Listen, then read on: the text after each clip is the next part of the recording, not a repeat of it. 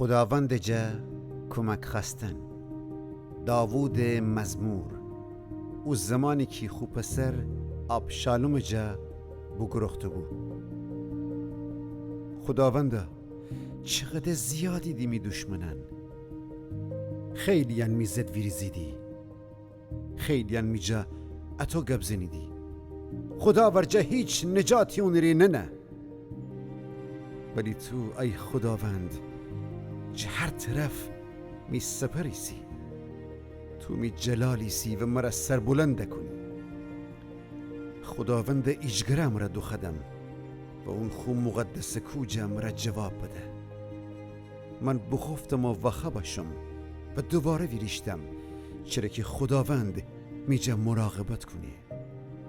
هزاران نفر جنت ترسم و شنی که جه هر طرف می دور بره بگیفتیدی. خداوندا ویریز، هیمی خدا مرا نجات بدن، چرا که تو تمام می دشمنان دیمان کشیده زنی و شرور آدمان گزن اشکنی. خداونده که نجات ده. خداوندا تی برکت تی قوم ره بابه.